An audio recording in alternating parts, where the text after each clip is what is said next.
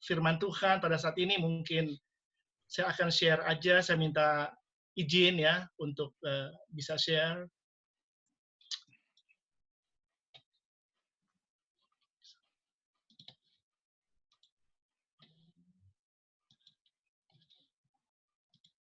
Oke, firman Tuhan pada hari ini diambil dari kitab Kolose pasal yang keempat, ayat yang kelima, yang berbunyi, hiduplah dengan penuh hikmat terhadap orang-orang luar, pergunakanlah waktu yang ada. Saudara-saudara, di dalam Tuhan Yesus Kristus, ayat firman Tuhan ini adalah nasihat, bagian dari nasihat-nasihat dari Rasul Paulus kepada jemaat di Kolose, di mana Rasul Paulus menasihatkan ada dua hal di sini. Yang pertama adalah supaya jemaat di Kolose hidup dengan penuh hikmat, dan yang kedua supaya jemaat di Kolose mempergunakan waktu-waktu yang ada. Kedua hal ini merupakan satu hal yang sangat penting, ya. Dan saya percaya ini bukan hanya disampaikan kepada jemaat di Kolose, tetapi disampaikan kepada setiap orang percaya yang ada di dunia ini, termasuk kita semua yang berkumpul pada siang hari ini. Nasihat yang pertama yang disampaikan adalah, hiduplah dengan penuh hikmat. Saudara-saudara, dalam situasi dan keadaan yang terjadi saat ini, di mana situasi saat ini adalah situasi yang penuh dengan tantangan, ya khususnya bagi gereja Tuhan, kita membutuhkan hikmat. Dan hikmat yang dimaksud sini tentunya bukan hikmat manusia, ya.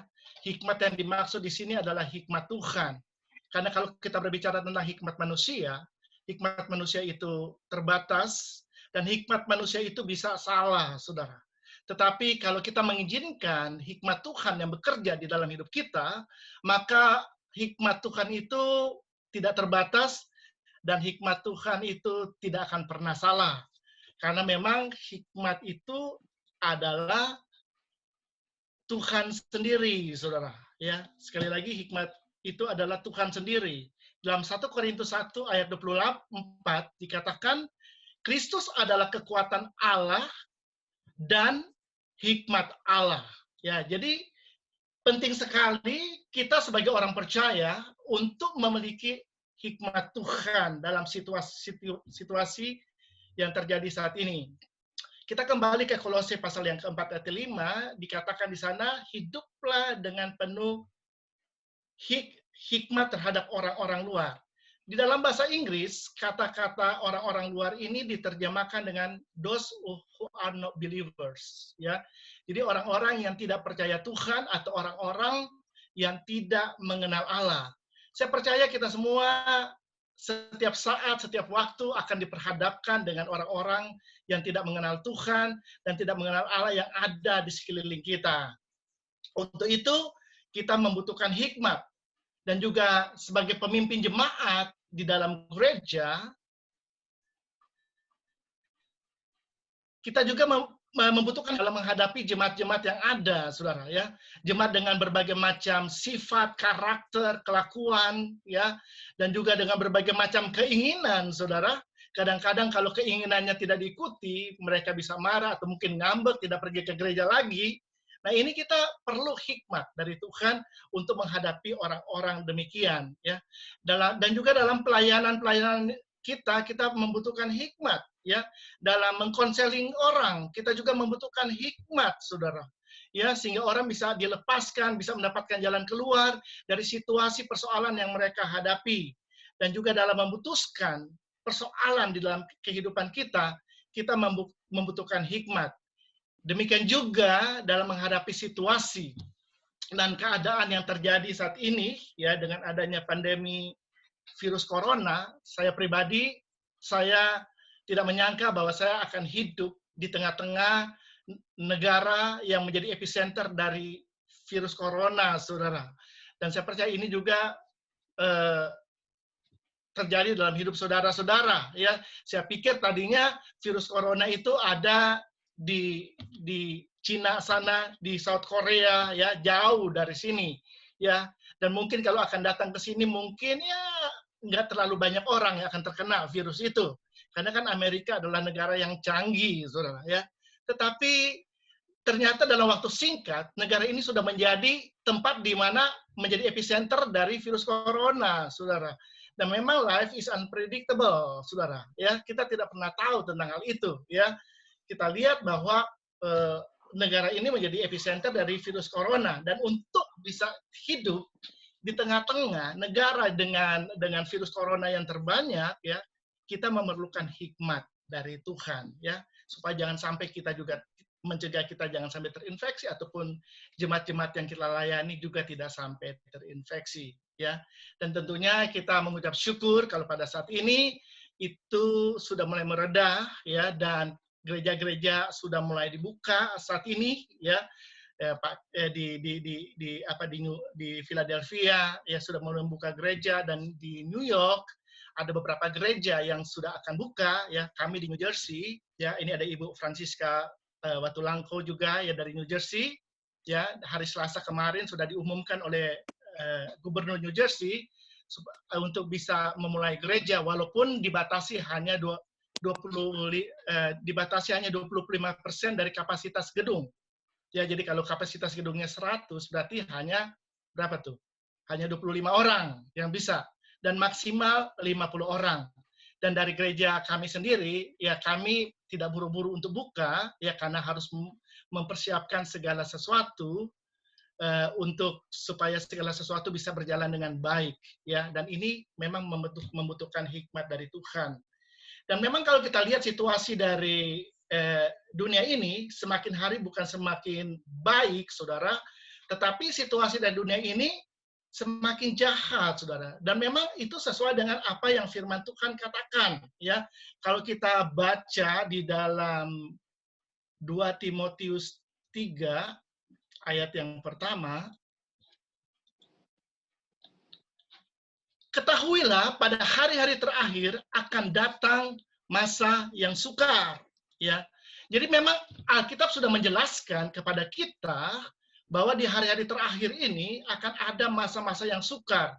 Di dalam teks bahasa Inggrisnya, masa yang sukar ini diterjemahkan dengan perilous time atau dangerous time, ya. Ini adalah masa-masa yang bahaya, saudara. Memang kita hidup di tengah-tengah virus corona ini sesuatu yang sangat berbahaya, dan belum lagi ada tantangan-tantangan yang lain, ya. Ini memang sangat berbahaya, dan memang itu sudah dikatakan oleh firman Allah, ya. Dan kemarin juga Bapak Rene sempat sharing tentang LGBT, dan juga sekarang bukan LGBT lagi, tetapi ada LGBTQ, ya. Bagi Bapak Ibu yang belum tahu apa itu Q, nanti bisa tanya kepada Pak Rene, ya. Dan juga Bapak Immanuel, ya, kemarin sharing, ya, di mana orang-orang di Amerika ini berbondong-bondong untuk membeli gun, ya, membeli senjata, ya, sampai-sampai toko senjata di Amerika ini kehabisan stok, saudara, ya. Dan alasan dari mereka membeli senjata itu karena takut, ya. Mereka takut, saudara. Jadi mereka membeli senjata. Saudara-saudara, saya coba search di internet, ya, berapa banyak orang sipil sih di Amerika yang punya senjata. Ternyata orang yang punya senjata di Amerika ini, senjata yang beredar di orang-orang sipil ada 400 juta senjata. Ya, itu tahun 2018. Dan untuk seluruh dunia ada 800 juta senjata, saudara. Jadi setengah dari senjata-senjata yang dimiliki oleh orang sipil di dunia ini adanya di Amerika. Itu data tahun 2018. Belum termasuk tahun 2020 di mana toko-toko sampai kosong beli senjata. Saudara bisa bayangkan ada berapa banyak senjata yang beredar di luar sana. Dan memang kalau kita tidak berdoa untuk negara ini, ya, beda negara Indonesia dengan negara Amerika, saudara. Orang-orang kalau demo protes di Indonesia, mereka nggak punya senjata. Paling 1-2 orang yang punya senjata. Tetapi kalau di Amerika ini, hampir semua orang punya senjata. Karena beli senjata itu bebas, saudara. Ya, saya tanya teman saya, orang dengan uang $100 dia udah bisa beli senjata dengan pelurunya juga, saudara. Ya, jadi memang sangat mudah untuk mendapatkan senjata di Amerika ini, saudara. Dan memang kita harus berdoa, ya, karena alasan takut mereka memiliki senjata, ya, dan mereka siap untuk membela diri mereka, bisa terjadi perang saudara, ya, bisa terjadi civil war di Amerika. Makanya kita harus berdoa supaya kerusuhan ini tidak berkepanjangan, ya, dan semua bisa diselesaikan dengan baik, saudara. Tapi saya tetap percaya, sesulit apapun situasi yang kita alami, kalau ada hikmat Tuhan yang bekerja dalam hidup kita, pasti ada jalan keluar. Ya, di dalam Yakobus 1 ayat 5, coba kita baca Yakobus 1 ayat 5. Dikatakan, tetapi apabila di antara kamu yang kekurangan hikmat, hendaklah ia memintakannya kepada Allah yang memberikan semua orang dengan murah hati dan dengan tidak membangkit-bangkit, maka hal itu akan diberikan kepadanya. Saudara-saudara, kadang-kadang kenapa ada situasi dalam hidup kita, kita kadang-kadang sulit untuk menemukan jalan keluar, karena kita kekurangan hikmat. Dan firman Allah berkata, kalau engkau kekurangan hikmat, biarlah engkau meminta kepada Tuhan, supaya dia memberikan hikmat itu dalam hidup kita. Karena kalau hikmat Tuhan yang bekerja di kita, apapun situasi yang kita alami, pasti ada jalan keluar. Dan yang kedua, nasihat Rasul Paulus kepada jemaat di Kolose, Rasul Paulus berkata, supaya mereka mempergunakan waktu yang ada.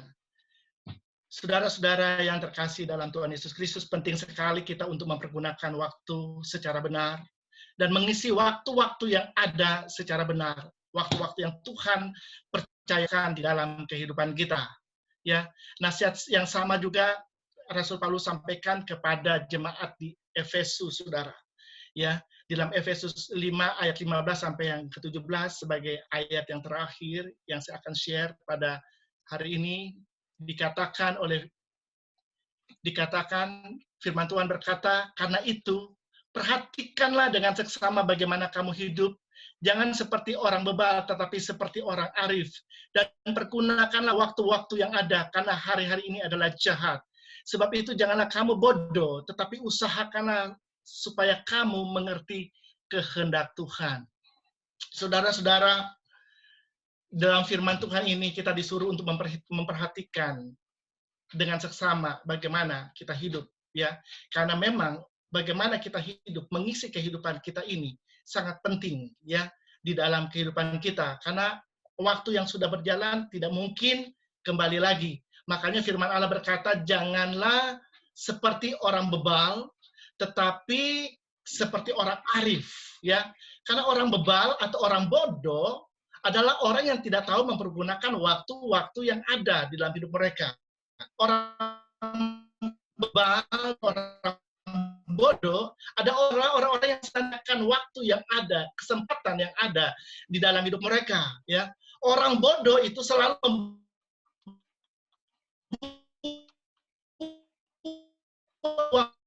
waktu bekerja di dalam hidupnya adalah orang-orang yang tahu mempergunakan waktu yang ada.